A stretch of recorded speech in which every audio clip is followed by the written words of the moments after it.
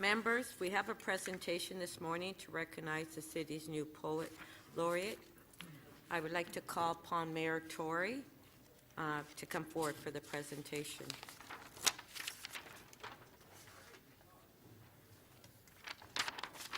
Well, good morning, Speaker and colleagues, and I am very pleased to be able to lead the Council today in welcoming Toronto's new Poet Laureate, Mr. Al Moritz. And I want to start by welcoming him together with Ann Michaels, who's here, our current Poet Laureate, and to say, because it's also an occasion for us here as a Council to say thank you to her. This is something where she has, and I'll mention in particular one occasion when she, I think, proved one of the many parts of value received from having such a position, namely at the time of the Yonge Street van attack last year. But it's also an appropriate time because April is National Poetry Month. And a lot of people may say, well, you know, why does that matter? It matters because I think many of us in this room, based on our commitment to investment in the arts and culture, have figured out the connection not just between the arts and culture and a healthy, vibrant, creative, compassionate society here in Toronto, but also the direct connection, as I'm sure Deputy Mayor Thompson would attest, to economic development.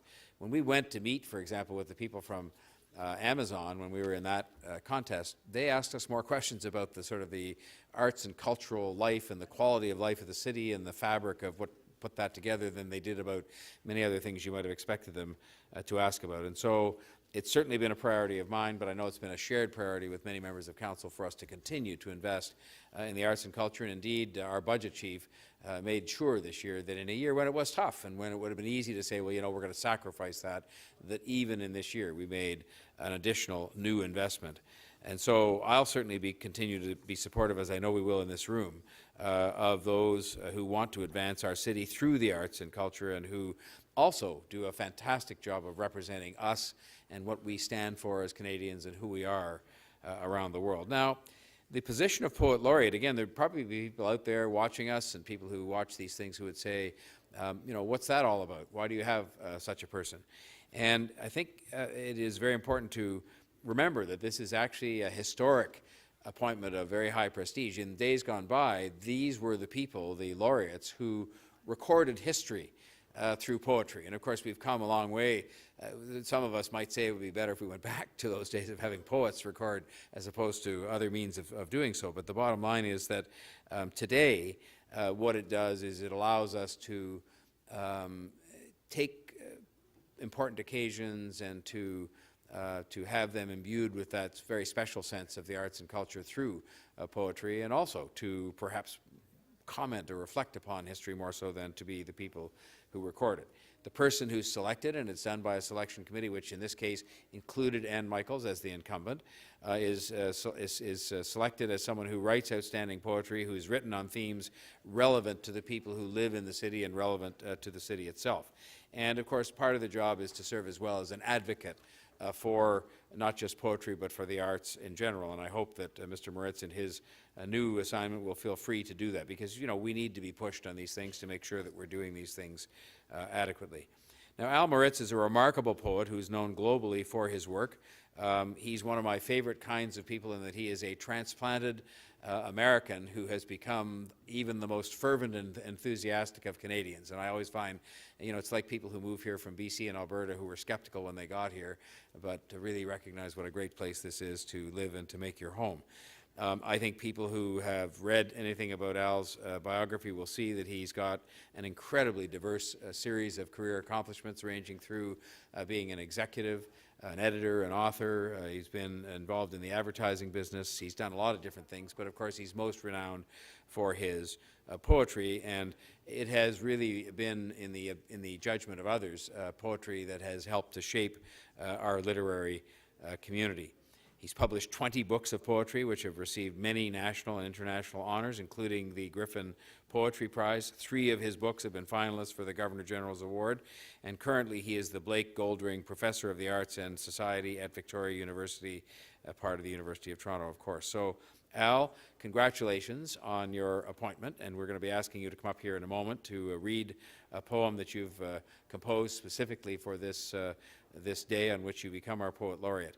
But before doing that, I just do want to extend a very sincere word of thanks, I'm sure on behalf of all members of council and on behalf of the people of the City of Toronto, for the job that Anne Michaels has done in this position. She has been a dedicated literary ambassador since becoming Poet Laureate in late 2015. She has been and continues to be a champion of Toronto, and we have felt her presence and the power of her words and her ability to capture the moment many, many times. I myself have been in her presence many times over the course of the last number of years, but no time more particular than the vigil of the van attack. Her words, her presence, the essence of the office that she represents, I think helped to bring comfort at a time, and I'm sure Councillor Fillion will agree, on that night that was part of those series of days that were we were in a daze, I think, in some respects, as a result of this terrible thing happening in our city. And she managed, as talented people like her and like Al can do, to sum up the soul of our city. And just 2 lines from the poem, I think, spoke a lot to who we are. And I'll just quote: "We will not surrender how we will love. How we love, we will not surrender those we love." And I think that those words and those that went around them brought great comfort. So, Anne, I want to say thank you for those words, which gave us strength and love when we needed it the most, and proved the value of having somebody that does this. And I want to say thank you for helping to choose our incoming Poet Laureate. It was a 5-person panel that was unanimous. And I would just say how proud that we are to be in the presence of 2 such great Canadian artists, literary legends, and proud of what they represent for our city. And on that note, I would like to welcome Al to come up to the podium and to read his poem that has actually been put together not just for today, but more importantly for the National Poetry City Challenge, where we're behind you 1,000%. It's called "By St. Nicholas Ukrainian Catholic Church." And so, Al, congratulations. Thank you for being here. You've got the poem in your head. I have a copy here. But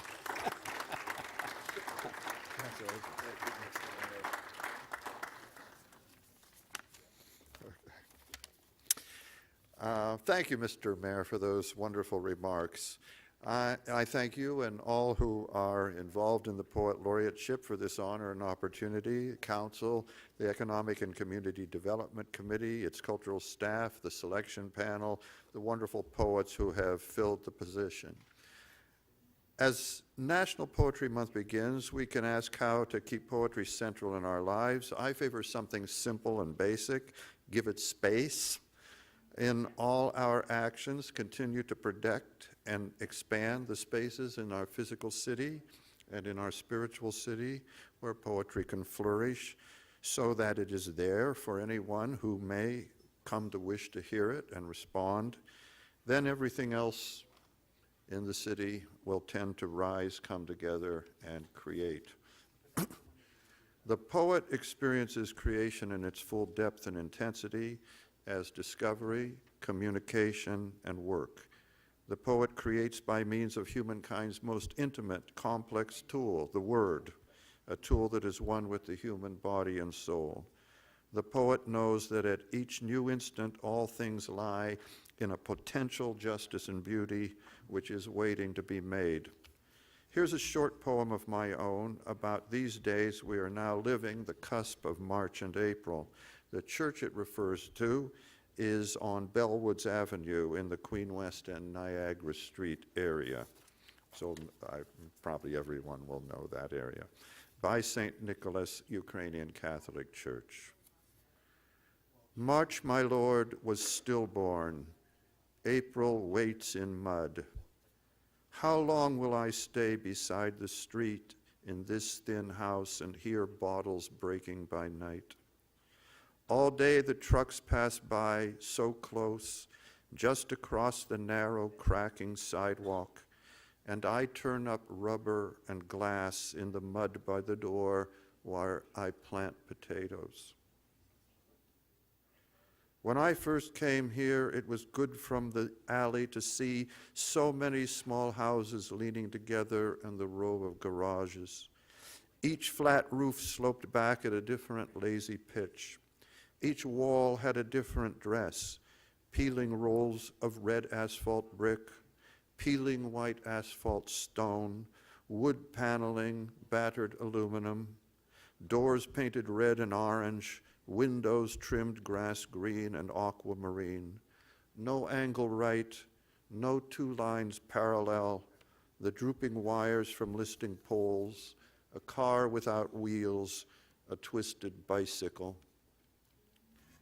Then from the patchwork, a man stepped out, unshaven, gray-stubbled, nearly old, into the thick malt odor from the brewery. As if dazed by the low blue sky and rush of clouds pouring down from the north, he stops outside the door. His thick body sways on stiff legs. The khaki work pants flap, and a young dog twirls around his legs in the wind. Then it runs far off, but always looks back until slowly the man comes. That was another muddy April, Lord, with glass and paper in the alley puddles, though not as much as today. Not a bud showed yet on the trees along the streets, endlessly straight.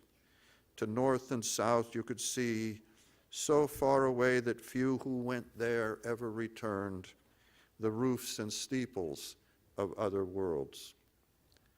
Thanks, everybody. Merci à tous.